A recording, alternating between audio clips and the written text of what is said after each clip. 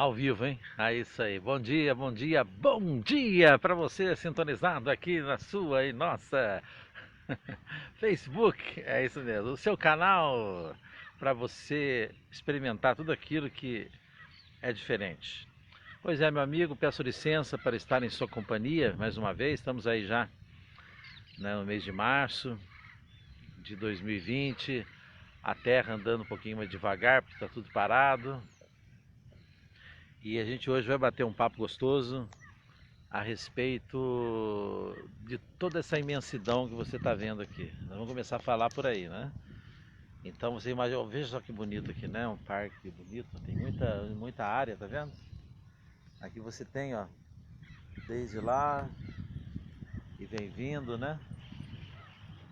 Você pode, nós vamos voltar justamente nesse assunto. Você pode visualizar tudo isso que eu acabei de te mostrar aqui como se fosse uma galáxia, hein? Nós estamos numa galáxia, é isso mesmo. É claro que o tamanho é muito pequeno. Toda essa imensidão que você está vendo aqui, meu amigo, né? Se a gente dissesse que é uma galáxia, a gente estaria colocando isso num patamar muito pequeno. Mas vamos dizer que tudo isso, esse espaço aqui ao redor, olha, que você está avistando, ele vem a ser uma galáxia, né? E volto a dizer, a gente já falou sobre isso aí, esse... tá vendo? Não tem aqui nós poderíamos pegar aqui, deixa eu ver se eu consigo achar aqui a menor partícula aqui. Tem uma partícula aqui, ó. Quer ver? No chão aqui. Vamos dizer que essa aqui vai exemplificar legal. Vamos lá. Ao vivo é assim, né? Olha o tamanho do negócio, né? Eu vou colocar perto aqui para você enxergar, mas olha o tamanho do meu dedo perto do negócio. Então, ou seja, é uma coisa minúscula, né? É um caquinho aqui que eu achei no chão. Tá vendo? Ó? Vamos lá de novo. Vamos colocar aqui de um jeito que dê para o nosso querido amigo, aqui, nossa querida amiga, poder ver ela. Olha o tamanho do caquinho, tá vendo? Tá, muito bem. Então vamos dizer que esse caquinho azul aqui nas minhas mãos fosse o planeta Terra, em toda essa dimensão aqui que nós estamos visualizando. Ainda a Terra seria grande, porque o espaço é muito maior que isso, que é a galáxia perto da Terra. Está aqui, ó, né? A Terra aqui. Vamos pegar a Terra e vamos jogar a Terra para lá. Tchau, Terra. Deu para você entender. O importante foi isso, tá? Agora você veja bem o tamanho daquele que criou a galáxia. E segundo os cientistas,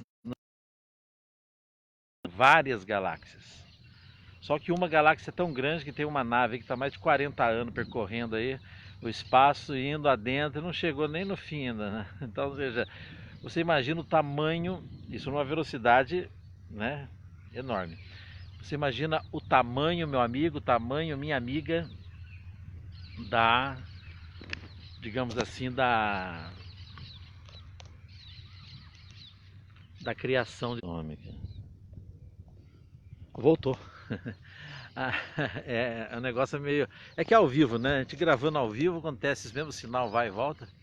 Mas a gente vai emendando aqui. O importante é que você fica informado, né, a respeito desse nosso assunto, que talvez, eu não sei se você já pensou nisso, mas se não pensou, eu convido você a pensar. O tamanho de Deus, né? Afinal de contas, ele criou todas as galáxias, todo o universo. Está num patamar que não temos como descrevê-lo. Para você ter uma ideia, eu não sei se isso tudo é verdade, mas segundo o que a gente lê, a gente estuda, um serafim equivale ao tamanho de 5 sols. Não é o sol, esse sol que fica lá em cima, né? E um desses serafins lá em Isaías está diante de Deus e ele está tampando com uma das asas o seu rosto para ele não enxergar Deus. Se ele enxergasse Deus, ele iria desintegrar. Um serafim que dá 5 sol, chega diante de um Deus que é o Criador e tampa o rosto porque senão desintegra. Então você imagina o tamanho colossal de Deus, beleza? Vamos raciocinando aqui na nossa conversa hoje. Uma conversa diferente, né? Meio assim, bem informal mesmo. Até com pausa, né? De repente sobe o sinal, mas faz parte, né? Vamos fazer um vídeo diferente hoje. Então você imagina, meu amigo, o tamanho de um Deus assim. Depois, o tamanho da criação dele, né? Não tem gente como a gente descrever. Aí, dentro daquele pelotinho azul que nós falamos que era a Terra, tá quem? Somos nós. Dentro do planeta somos nós. Estamos dentro da Terra. E de repente a gente começa a, dentro da história, a se desenvolver e a gente começa a falar de Deus, né? Vamos falar de Deus. Então começa a falar de Deus. Mas veja bem, eu falar de Deus, olha o tamanho de Deus, que a gente não consegue nem descrever o tamanho dele. De um ser tão grandioso, tão infinito, meu amigo. Como é que eu vou falar dele, sendo que eu sou tão pequeno? Então, eu vou falar dele dentro da minha realidade. É isso que nós precisamos compreender. Sabe? Na grandiosidade de Deus, Ele quis permanecer conosco. Através de quem? Do Espírito Santo. Então, através do Espírito Santo, Deus está no meio de nós. Jesus está no meio de nós. Mas Jesus, Deus, eles estão no patamar infinito. Eles são muito imensos. Só que é um pedacinho, é uma representação. Eu não sei se é esse o termo usado, uma parte, sabe, uma pequena parte dele que reina e se realiza no meio de nós. Mas não é essa pequena parte que é o tamanho dele, que é ele, não, é só uma pequena parte. Então, se nós fôssemos falar de Deus como ele é, jamais iríamos conseguir falar, porque a gente não sabe como ele é, o tamanho que ele é. Se o serafim não consegue nem olhar para ele, imagine nós, estamos aqui. Como é que a gente vai falar de Deus? Então nós falamos de Deus dentro da nossa realidade, e Deus sabe disso, é claro, né? Ele respeita isso. Ele até mandou seu filho para nos resgatar, porque nós havíamos feito muita coisa errada, né? E teve muita consequência. Aí Deus, no seu amor por nós, envia parte de si, que é o seu filho, para estar no meio de nós. E ele vem, permanece com a gente, resolve, né, a questão que nós havíamos causado, ou seja, resolve o problemão que nós criamos no passado. Aí volta para o Pai, deixa a sua presença no meio de nós pelo Espírito Santo que está no meio de nós. Então, quando alguém chega e se fala, não é? Deus está falando comigo porque Deus é assim. Sim, Deus é assim dentro dessa realidade pequena. Para nós, mas Ele é muito maior que isso. Então isso não nos dá direito de a gente julgar ninguém. Ou a gente tomar uma postura assim, olha, eu sou isso, eu faço isso e você não faz. Eu sirvo a Deus dessa forma que é verdadeira e a sua forma é errada. Eu sigo Jesus e falo de Jesus. E você não fala de Jesus igual eu, então você está errado. Veja bem, é uma postura muito radical e ilusória. Não é? Porque Deus é muito mais que isso. Um dia chegaram em Jesus e falaram, Senhor, tem uma turma que está lá falando do Senhor. Estão falando do Senhor lá. Mas só quem fala do Senhor é os discípulos que estão ao seu redor. Vai ter uma turma falando do Senhor lá. O que a gente faz com essa turma? Jesus falou, deixa eles falar de mim. Quem não está contra mim está a meu favor. Só que hoje em dia a gente acha que a nossa fé ou a nossa religião é a única, é a certa e é a verdadeira. Então nós defendemos essa tese com uma radicalidade, achando que estamos fazendo certo, estamos errando e longe, porque Deus é muito mais do que você possa imaginar. Deus é muito mais. Tem uma passagem do Evangelho de Tomé, que é um dos apócrifos, né? Para você que não sabe, a Igreja Católica, né, com Constantino, fizeram uma análise, né, num certo tempo no passado, para fazer a Bíblia. E alguns livros que os sábios da época acharam que não eram inspirados, eles tiraram fora. Esse Evangelho de Tomé é um deles. Tem vários, né? E uma das passagens do Evangelho de Tomé, Jesus fala assim para os discípulos: se você rachar a madeira, eu estou ali. Mas Jesus fala também num dos evangelhos nossos que está na Bíblia, né? Se ninguém pregar, as pedras falarão. Então a pedra vai falar? Ah, não, mas isso é simbólico, sim. Realmente, a pedra falar é algo simbólico, não é? Mas é mostrando que Deus está muito além daquilo que a gente imagina. Então, se porque você fez um curso de teologia, fez um doutorado, um mestrado, porque você é o fulano, tem o cargo tal, ou o título tal, você então se acha no direito de saber mais que todo mundo e achar que você é o supremo. A sua verdade é a que está acima de todas. Você está enganado. Mas ninguém talvez nunca te falou isso, sim, mas eu estou te falando, você está errado. Ah, mas eu sou mestre, eu sou a maior autoridade. Tudo bem, eu respeito que você é mestre, respeito que você é a maior autoridade e respeito todas as coisas que você queira falar para mim. Mas você está falando de um Deus que está dentro de uma limitação que ele permitiu que nós conhecêssemos. Ou seja, ele está num patamar muito maior. Então jamais nós podemos defender a nossa autossuficiência, nosso orgulho, né? Que nós estamos certos, não, porque eu falo de Jesus e você fala do Espírito Santo, então você está errado e eu estou certo. Ou porque tem só que falar de Jesus, só falar de Jesus, não pode falar de Deus, não pode falar de nada mais. Sabe, a pessoa está equivocada. Me perdoe, meu irmão, minha irmã, você está equivocado. Você está limitando Deus a uma filosofia que você acredita. É muito pequeno isso, diante da grandeza dele. Então nós precisamos compreender e nos abrir um pouco mais a essa dimensão. Deus é muito mais do que aquilo que nós achamos, pensamos, imaginamos, ouvimos, estudamos, entendemos.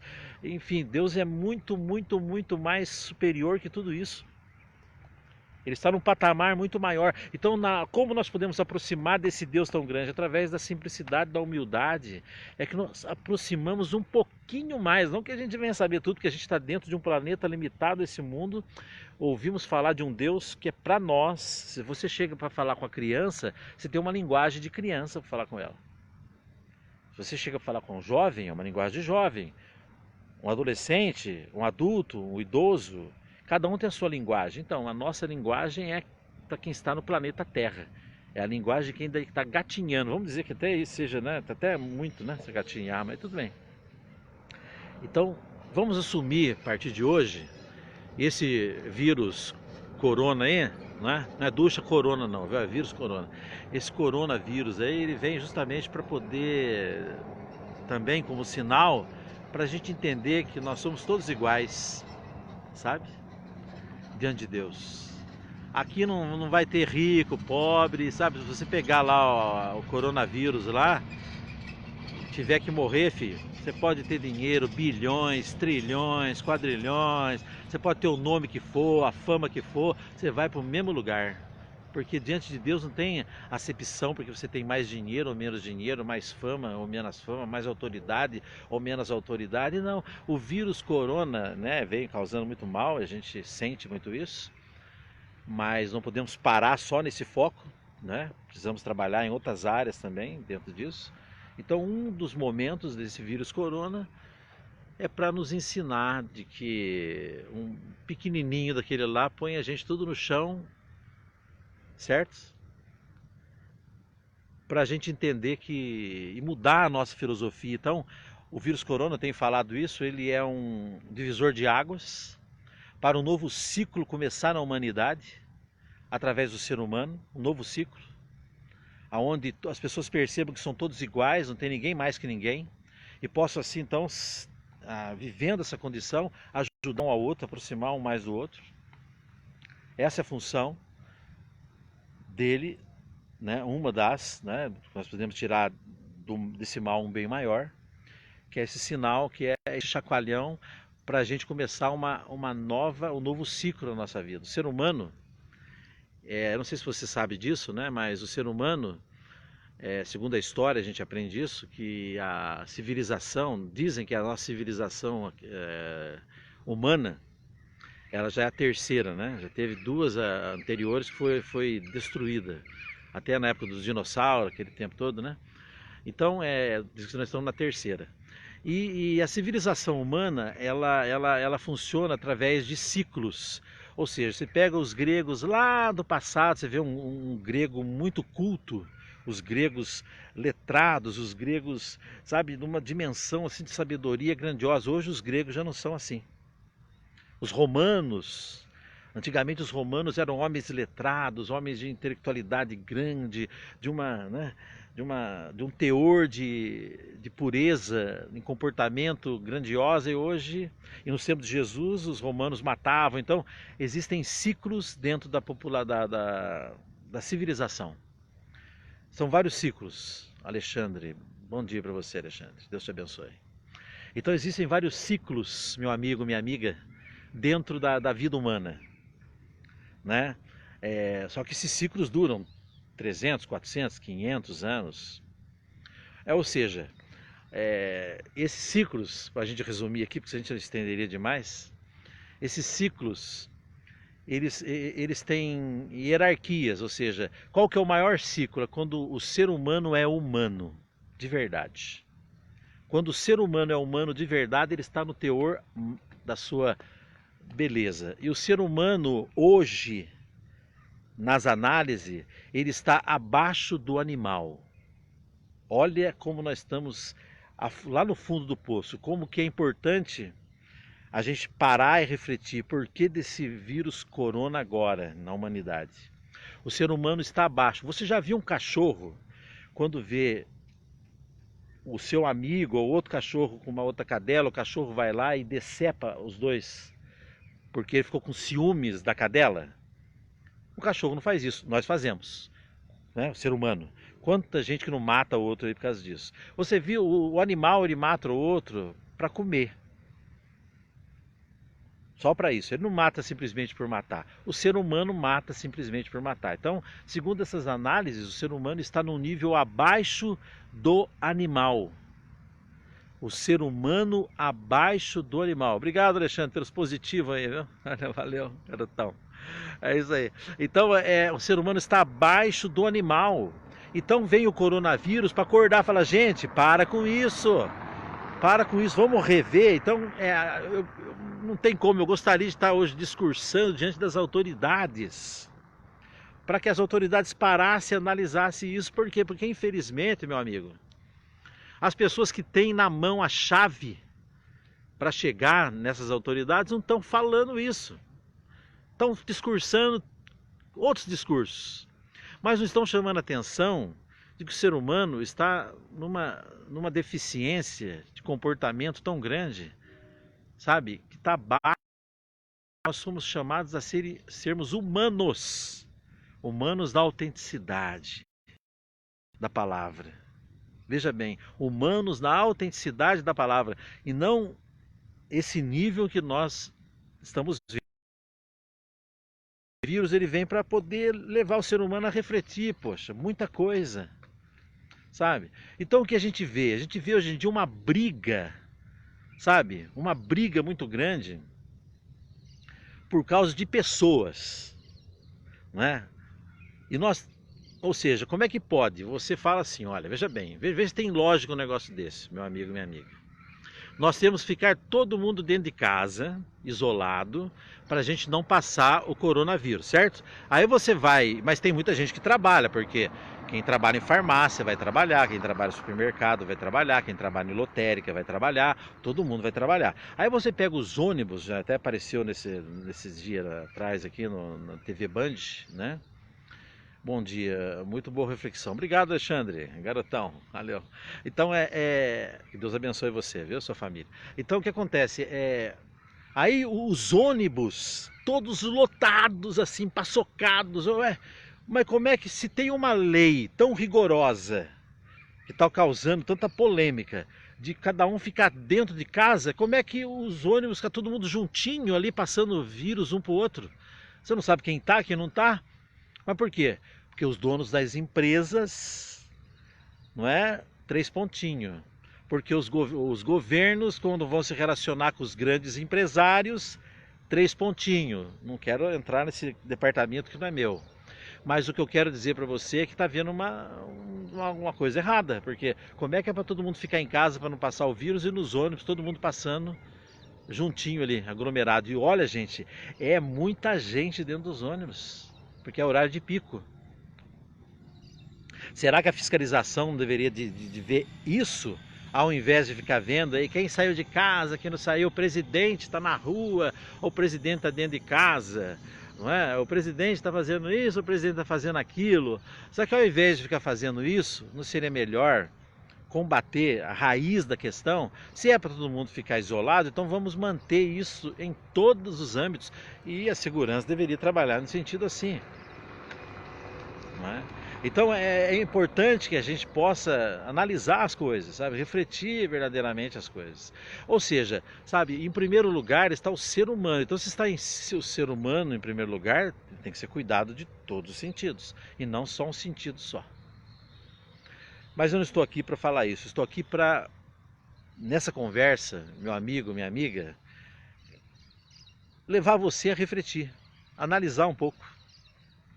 Como é que anda a situação da humanidade, como é que anda a situação da vida espiritual, como é que procede aqueles que são os líderes hoje em dia.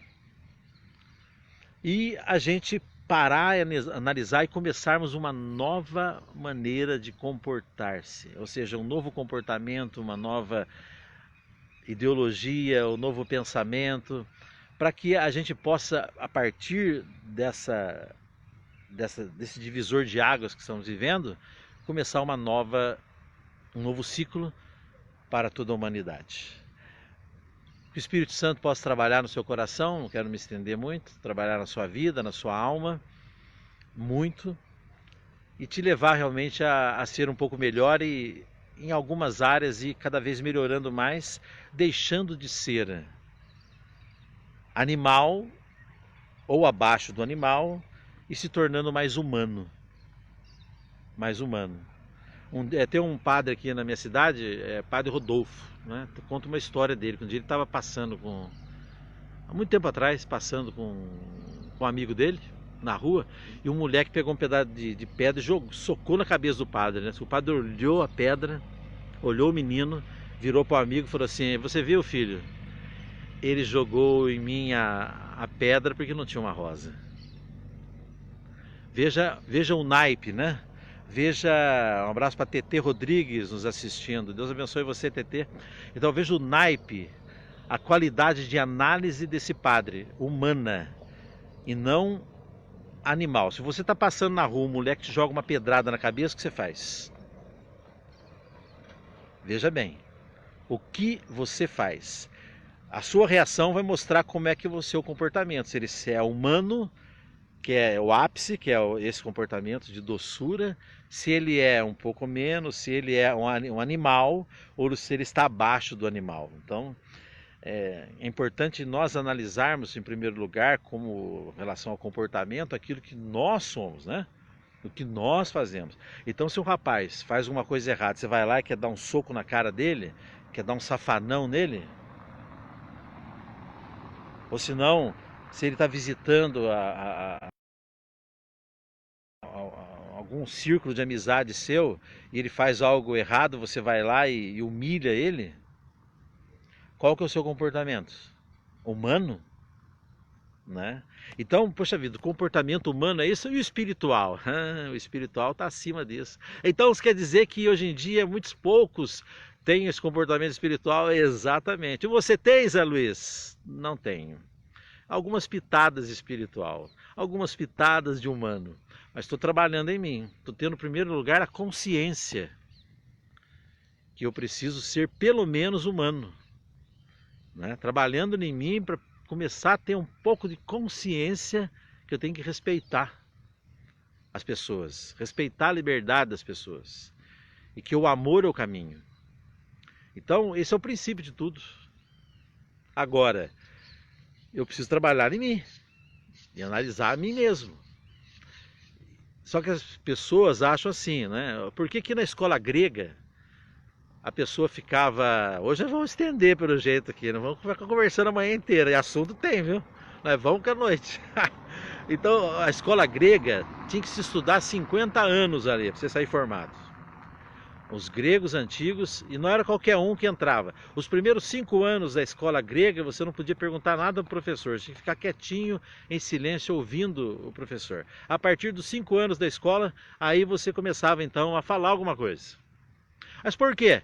Para que o ser humano não se deixasse levar pelo orgulho. Por quê? Quem está estudando tem um mestre. E quem tem mestre tem alguém superior, que precisa ser obedecido, ouvido. Só que hoje em dia, eu estou falando com relação agora ao cristianismo. As pessoas fazem um curso ali, faz um mestrado ali, ela para de estudar. Então ela se acha o xerifão, né? O dono da verdade. Porque ela não tem com ninguém, ela não aprende com ninguém. Ela não estuda mais, ela já se formou. Sabe? Então os gregos, né, um dos motivos para cuidar dessa vaidade humana, né, que é um defeito, o orgulho, a autossuficiência, fazia com que a pessoa estudasse sempre. Então sempre você vai ter referência, vai ter alguém superior, você vai se sentir inferior, num bom sentido, de manter em você a humildade, a simplicidade, né, a docilidade, o respeito. Nós vivemos num mundo onde as pessoas têm liberdade, elas têm que ser respeitadas. Eu tenho a minha liberdade, eu não posso invadir a liberdade do outro em qualquer âmbito de relacionamento. A gente vê muitas vezes, né, casais, aí eu tenho amigos meus que são assim, que são casados e as mulheres, elas querem prender o marido como se fosse numa jaula, né, deixar preso ali o tempo inteiro. Essa mulher, ela está arrombando a liberdade do marido. Porque o marido, ele casou com ela, mas ele não está dentro de uma gaiola preso. Ele precisa ter a vida dele e ela ter a vida dela, ambos se respeitarem, ambos amarem um ao outro. Então essa é a grande beleza do relacionamento, não só no âmbito de casamento, mas na amizade, no trabalho. Nós temos que ser respeitados dentro da nossa liberdade. A pessoa não pode chegar a invadir a nossa liberdade. Também nós podemos invadir a liberdade da vida dos outros. Temos que respeitar, tem um limite, sabe? Só que hoje em dia nós não vemos nenhum programa que nos ensine essa beleza da ética, respeito, educação, né? Respeitar o limite do outro, a liberdade do outro, não invadir, não achar que você é dono de todo mundo, que você é dono da verdade. Sabe, não temos programas que desenvolvam isso. E vão ser preciso começar programas assim, nesse novo ciclo, depois que o coronavírus realizar aquilo que ele tem que realizar, que eu não sei como é que vai ser, né? Nós vivemos uma grande interrogação. Nós podemos ser uma futura Itália, uma futura Espanha aqui, com muita gente morrendo, pode ser que não. Mas independente de ser ou não, fica isso como exemplo para a humanidade de que nós precisamos renovar os nossos conceitos, começar um tempo novo na nossa vida. Então, meu amigo, minha amiga, eu espero que seja rápido isso, porque quando surgiu, teve uma época da história que uma rainha, eu não estou me lembrado agora o país, eu teria que estar dando uma olhada nos meus livros lá para poder falar com exatidão para você, mas eu quero falar de forma resumida. Teve uma rainha porque funcionava assim, todo mundo comia com a mão, né? E se você não comesse com a mão, era um pecado gravíssimo, a igreja da época dizia. Porque a mão é criada por Deus e os alimentos têm que ser tocados pela mão. Nada de intermediário entre a mão e o alimento. Os ricos comiam com esses 3 dedos. Os pobres com todos os dedos. Essa era a diferença dos ricos para os pobres. Volto a dizer, os ricos comiam com 3 dedos e os pobres comiam com a mão inteira. Aí apareceu uma rainha que levou no seu enxoval de um casamento um objeto com 2 pontas, que ia ser o futuro garfo. E quando viram isso, nossa, foi um escândalo na sociedade. Estão blasfemando, Deus vai matar todo mundo, vai haver muita destruição, porque Deus está zangado com o ser humano, porque o ser humano está colocando entre a mão que é sagrada e o alimento um objeto para pegar. Meu amigo, até esse garfo chegar a participar do prato de todo mundo que vivia, do povo pobre, do povo geral, demorou 1000 anos 1000 anos para esse objeto pontiagudo que estava no enxoval dessa rainha se tornar o garfo que hoje nós... E hoje eu pergunto para você, é pecado você usar um garfo para comer? Eu volto a dizer, a igreja na Idade Média, se nascia uma criança muda, a igreja dizia que ela não podia receber os sacramentos. Sabe por quê? Porque ela era amaldiçoada. Era a visão da igreja. Está escrito. Está escrito lá. É só você estudar. Né? E aí, com o tempo, a igreja foi acordando que não era isso. E mudou. Com o tempo, a igreja acordou que o garfo não era um instrumento do demônio para comer. É por isso, talvez, será que é o diabo tem aqueles 2 garfos por causa disso? Vai saber, né? Onde surgiu esse diabo com esse garfo atrás dele, né? Pode ter sido nessa época, aí já não sabe, eu já não sei. Só me veio agora à mente isso, né? Mas eu falei pra você que a gente tem assunto para ficar o dia inteiro conversando, né? A história. A história. Mas como é que você fala com essa autoridade da história? Eu sou historiador, sou formado. Né? Sou formado historiador. Então eu posso falar com autoridade porque eu estudei isso aí, ué, né? Eu tenho lá o diploma e tal, né? Enfim, então, né? Mas por que eu tô falando isso? Porque muitos vão falar assim, esse cara é muito folgado. Esse cara fica falando da história. Quem é ele? Eu tenho habilitação para isso, né? Mas eu não estou querendo aqui expor isso. Só quero deixar isso claro para aqueles que olham com outros olhos. Essa mensagem não queiram depois dizerem coisas que, né, que na verdade não são. Então, meu amigo, eu quero dizer a você que espero que esse choque de divisor de águas na humanidade venha fazer com que comece um novo ciclo rapidamente. Ontem eu já tinha visto essa notícia, tinha falado aqui no Face, hoje de manhã eu novamente ouvi um repórter falar na televisão, Bill Gates está investindo milhões para poder ajudar no combate do coronavírus. Eu já tinha ouvido falar que ele tinha deixado à frente das suas empresas para se dedicar à caridade, à solidariedade. Olha, esse é o exemplo de um líder que tem muito dinheiro e que o dinheiro dele não está guardado, aplicado lá para traça corroer. Sabe, às vezes a pessoa tem tanto dinheiro guardado que o dinheiro vai dar para até acho que a 70ª geração dela. Para que isso? Para que isso? Não é hora de você que investiu fora bilhões, trilhões, tirar lá um pouquinho e ajudar o próximo? Não é a hora de fazermos como Bill Gates, que é um exemplo? Só que as pessoas não fazem isso, sabe? Ah, mas que eu não tenho bilhões. Tudo bem, você não tem bilhões, mas você tem lá 100 mil reais, poxa. Você não pode tirar 1000 desses 100 mil e ajudar o próximo? Não pode tirar 1000 e ajudar o próximo? Por quê? Porque quando a gente fala muito dos outros. Quando é pra a gente fazer, quando é pra gente colocar em prática, aí a gente muda a história. Eu tenho um amigo assim, né, que ele é assim, né, ele vivia criticando. Porque hoje em dia os cristãos não falam de Jesus, eles falam de Deus, eles falam disso, eles falam daquilo, mas não falam de Jesus, né? E criticava todo mundo que não falava de Jesus, porque tinha que ser do jeito dele, né? Ele achava que tinha que todo mundo falar do jeito dele.